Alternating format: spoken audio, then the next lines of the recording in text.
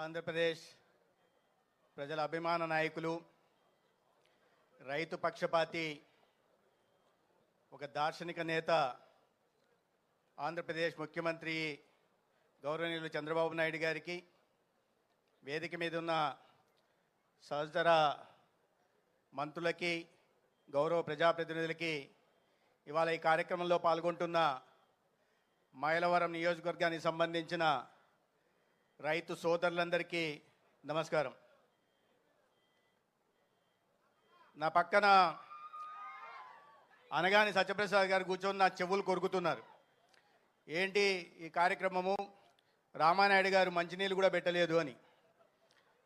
నేను చెప్పా, ఇవాళ రాష్ట్రంలో ఎటువంటి ప్రభుత్వం ఉందంటే మంత్రులకి ఎమ్మెల్యేకి సపర్యలు చేసే ప్రభుత్వం కాదు, అన్నదాతకి సాగునీరు అందించే దాని మీద దృష్టి పెట్టే ప్రభుత్వం ఉంది.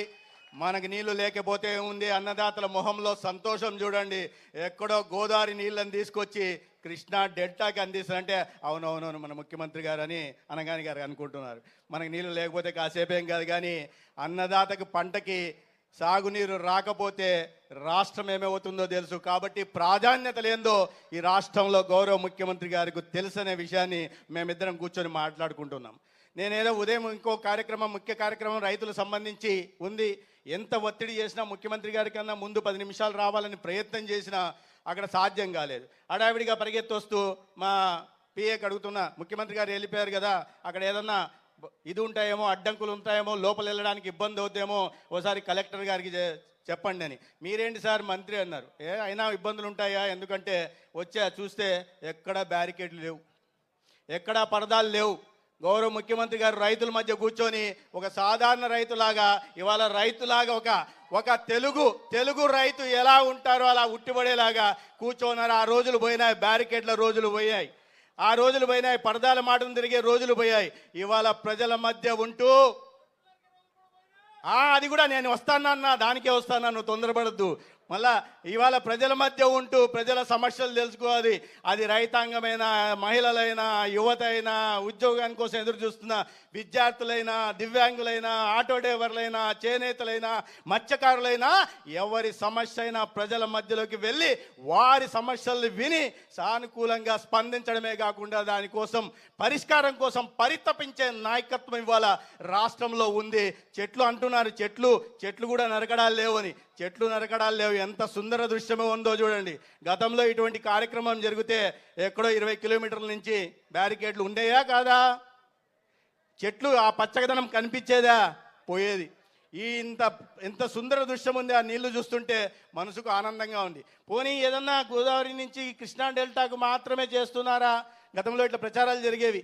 నేను కూడా రాయలసీమ ప్రాంతం నుంచి, అంతా అమరావతి వైపు చేస్తున్నారు, అంతా విజయవాడకి చేస్తున్నారు, అంతా గుంటూరు చేస్తున్నారు, అంతా ఏలూరుకి, కాకినాడకి, రాజమండ్రికి చేస్తున్నారు. రాజమండ్రి ఇక్కడ రాయలసీమకి ఏమీ లేదని గతంలో ప్రచారాలు జరిగేవి. ఇవాళ రాయలసీమలో చూస్తే 36 నీటి ప్రాజెక్టులు జరుగుతున్నాయి. నా నియోజకవర్గం ధర్మవరం, ఎక్కడో శ్రీశైలం నుంచి 700 కిలోమీటర్ల హెచ్ఎన్ఎస్ఎస్ ఇవాళ నీరు క్యారింగ్ కెపాసిటీ పెంచి దానికి లైనింగ్ చేసి ఇవాళ నీరు అక్కడి నుంచి మారుమూల ప్రాంతానికి కూడా దారిలో పోతున్న ప్రతి ఎకరాకి సాగునీరు అందించే ప్రయత్నం చేసి దాన్ని కొద్ది నెలల్లోనే సాకారం చేసి రైతుల వెంట ఉండే ప్రభుత్వం అని చెప్పడం కాకుండా చేసి చూపించిన నాయకత్వం ఉంది. నా నియోజకవర్గం నుంచి కూడా 16 కిలోమీటర్ల హెచ్ఎన్ఎస్ఎస్ కాలువ పారుతా ఉంది. రైతుల మొహంలో ఆనందం వస్తూ ఉంది. మీరు రాయలసీమలో గతంలో చూస్తే మీకు తెలుసు, నేను చెప్పదలుచుకోలే, ప్రాజెక్టులు గ్రీసు పూసే పరిస్థితి కూడా ఉండేది కాదు. డ్యాములు